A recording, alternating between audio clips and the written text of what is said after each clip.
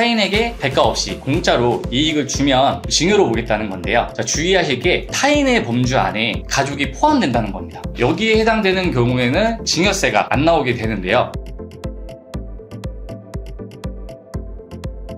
안녕하세요, 이정윤 세무사입니다. 오늘은 증여세 폭탄이 요즘 납세자들한테 겁을 주고 있다는데요. 증여세 폭탄을 피하는 방법에 대해서 전문가를 모시고 한번 이야기하는 시간을 갖도록 해보겠습니다. 안녕하세요. 네, 안녕하세요. 간단하게 자기소개 부탁드립니다.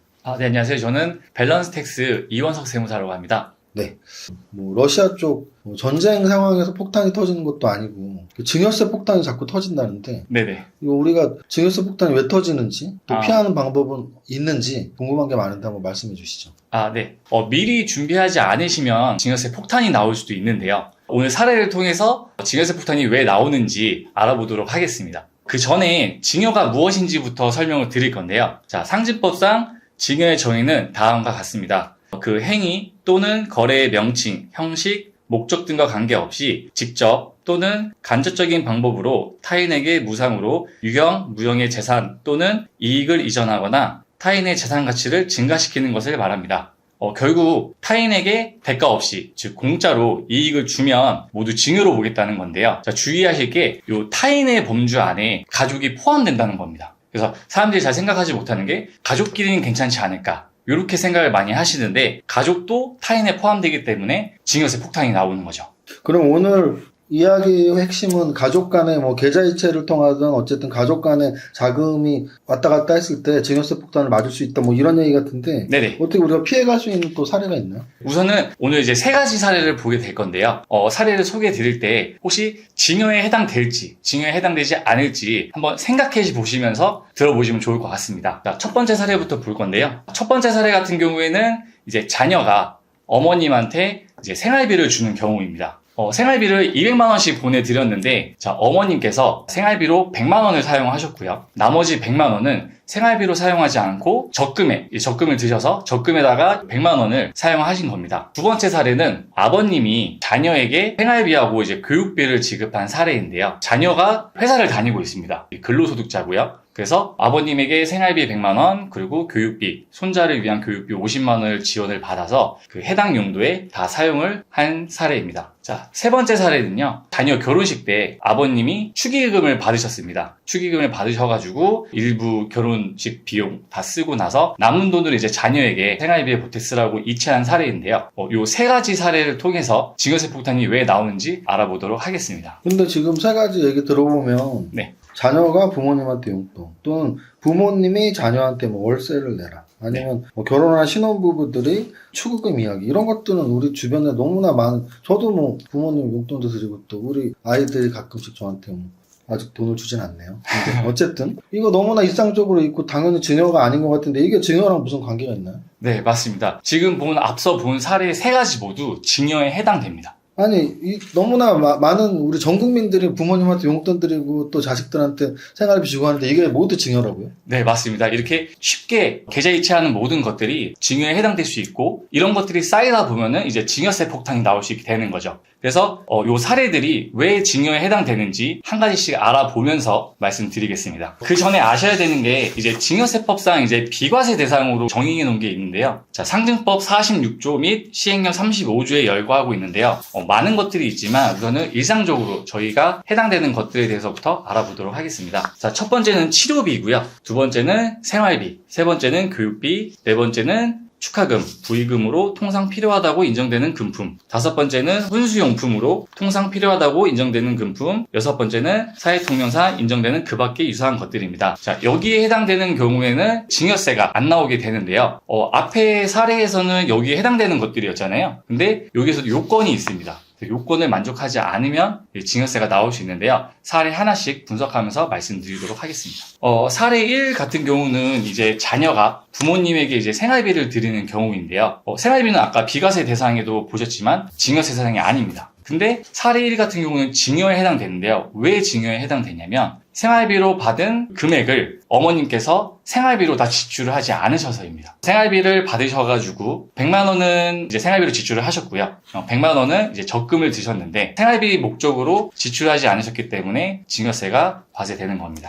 그러면은 생활비를 200을 준 걸 200을 다 썼으면 징여가 아닌데 네네. 쓰지 않은 돈을 저금하면 징여라는 뜻인가요? 네, 맞습니다. 징여세법에서는 생활비, 교육비 등을 받은 경우에 해당 용도에 지출했을 경우에만 비과세 대상으로 보고요. 만약에 예적금을 든다든지 주식 또는 부동산을 취득하는 경우에는 그 해당 금액만큼은 징여 대상으로 보게 됩니다. 자, 사례 2번 같은 경우에는 최근에 이제 부동산 가격이 많이 올랐잖아요. 뭐 전세금이라든지 월세가 많이 오르다 보니까 부모님께서 자녀에게 지원금을 주는 경우가 많습니다. 근데 여기서 주의하실 점은 금액을 지원받는 이 수중자가 피부양자에 해당되어야지만 이제 비과세 대상에 해당됩니다. 여기서 피부양자란 자기 자력 또는 근로에 의하여 생활을 유지할 수 없는 사람인데요. 앞선 사례 2번 같은 경우에는 근로소득자에 해당되기 때문에 비과세 대상에 해당되지 않습니다. 그러면 그 사례 2번의 경우에 만약에 회사를 다니는 아들이 아니고 네. 그냥 백수인 30살 아들한테 월세를 내주면 그건 또 징여가 아닌가요? 네, 맞습니다. 그러니까 예를 들어서 대학원에 간 학생, 이분 같은 경우에는 뭐 대학원생들이 약간의 뭐 연구 보조금 등을 받잖아요. 근데 그걸로는 생활이 되지 않기 때문에 부모님이 주는 생활비 같은 경우에는 징여에 해당되지 않습니다. 혼자에게 준 교육비도 있었는데요. 자녀의 부양 의무는 이제 부모에게 있기 때문에 할아버지가 준 지원금 같은 경우에는 이제 징여세 대상에 또 해당이 되게 됩니다. 자, 사례 3 같은 경우에는 이제 결혼 축의금인데요. 결혼 축의금은 원칙적으로 혼주에게 귀속되는 겁니다. 부모님께 귀속되는 거고요. 그렇기 때문에 사례 3 같은 경우에도 부모님이 받은 축의금을 자녀에게 줬을 때 징여세 대상이 되게 됩니다. 여기서 주의하실 점은 만약에 결혼 당사자, 본인에게 직접적으로 오는 축의금 같은 경우에는 본인에게 온 거기 때문에 이제 본인에게 귀속이 되는데요. 그렇게 하기 위해서는 축의금을 받았을 때 방목록 등이나 거기에 잘 표시를 해두셔야지 징여가 과세가 되지 않습니다. 오히려 친구들끼리 돈을 모아서 네. 축의금 넣는 통에다 안 넣고 네. 친구한테 몰래 이렇게 봉투로 주는 게 오히려 더 좋은 거네요. 징여세 대상도 아니고. 맞습니다. 거기 통에 들어가게 되면 이제 합쳐지잖아요. 그럴 경우에는 방명록에 꼭 따로 체크를 해놓으셔야 됩니다. 그러면 지금 사례를 보면서 징여에 해당하는 것들에 대한 설명을 들었는데요. 지금 이 영상 보시는 분들은 여태까지 대부분 이렇게 사셨을 것 같아요. 자녀분들 중에는 부모님한테 생활비를 분명히 드렸고 또 부모님들 중에는 어찌 보면은 적금을 아껴서 들었을 수도 있고 또 자식들 중에 직장생활을 한들 이제 막 신입 초년병들 월급이 얼마 안 돼서 네. 또 부모님들 중에 안타까운 마음에 일 다니는 자녀들한테 뭐 월세를 지원했을 수도 있고 그런데 그런 게 지금 다 징여라고 하면 이상하다 나는 징여세 한 번도 안 나왔는데 라고 생각하시는 분들이 있을 텐데 네네. 이게 징여세가 왜 안 나오는 거죠? 이게 계좌 이체를 한다고 해서 바로 징여세가 나오지는 않습니다. 왜냐면은 국세청에서 저희가 이체하는 내역들을 다 보고 있지 않기 때문인데요. 그러면 그게 부과를 못하는 거네요? 뭐 보고 있지 않으니까? 왜 안 하는 그렇죠. 거죠? 지금 당장은 부과를 못합니다. 근데 부과가 나오는 경우가 있는데요. 언제 나오냐면 이제 세무조사가 나왔을 때 징여세가 부과될 수가 있습니다. 세무조사는 3가지 정도로 볼 수 있는데요. 자, 첫 번째가 주식, 부동산, 자금 출처 조사. 두 번째가 사업장 세무조사. 세 번째가 상속세 세무조사입니다. 여기에 해당되는 경우 국세청에서 저희 계좌를 보게 되고요. 계좌를 보고 나서 이제 징여로 의심되는 것들에 대해서 이제 징여세를 부과하게 되는 거죠. 결국은 아까 말했던 그런 사례들, 생활비나 월세를 지원했을 때 그것들이 모두 징여세 대상이긴 하지만 네네. 적발될 위험이 극히 적은데 네. 결국 세무조사를 하게 되면 계좌이체 내역들을 다 보게 되니까 네네. 그런 경우에는 이게 징여세 부과 대상이 대량률이 아주 높다라는 그런 말씀인 것 같은데 네네, 그러면 맞습니다. 내가 아직은 대상이 아니었지만 언제든지 사업을 한다거나 기타 아까 말했던 주식이나 부동산 출처 자금 조사가 나올 수가 있는데 네네. 그럼 그런 것을 대비해서 미리미리 좀 준비할 수 있는 것도 있나요? 네네. 주의하실 점들이 있는데요. 자, 첫 번째 같은 경우에는 이체 전에 징여 대상인지 아닌지 확인하고 이체하시는 것을 추천드립니다. 이체 같은 경우에는 이체를 하고 나서 시간이 지른 다음에 그걸 변경할 수가 없는데요. 그렇기 때문에 미리 내가 이게 비과세 대상인지 아닌지 이체하시는 게 좋습니다. 이제 두 번째 주의하실 점은 이체 시 적요란에 이제 사유를 적어 놓으셔야 되는데요. 상속세 세무조사 같은 경우에는 10년 전 계좌 내역까지 물어보게 됩니다. 근데 지금 당장 1년 전 것만 해도 저희가 이제 어떤 내용으로 썼는지 알 수가 없잖아요. 그렇기 때문에 미리 그때그때 적요란에 어떤 용도로 사용했는지 이제 작성을 해놓으면은 나중에 소명하기 좀 편리할 수 있습니다. 자, 세 번째 같은 경우에는 이제 이체, 소명 자료를 잘 모아두는 경우인데요. 뭐 작은 금액까지 영수증을 다 모아놓을 수는 없지만 큰 금액 같은 경우에는 이제 증빙 자료를 모아놓으면 나중에 제출했을 때 소명하기 좀 편리할 것 같습니다. 뭐 예를 들어서 뭐 전세보증금 같은 경우에는 전세계약서, 뭐 매매자금 같은 경우에는 뭐 매매계약서, 큰 가전제품들을 샀다고 하면은 뭐 카드 명세서라든지 영수증을 보관해 놓으시면 나중에 소명하기 좀 편할 것 같습니다.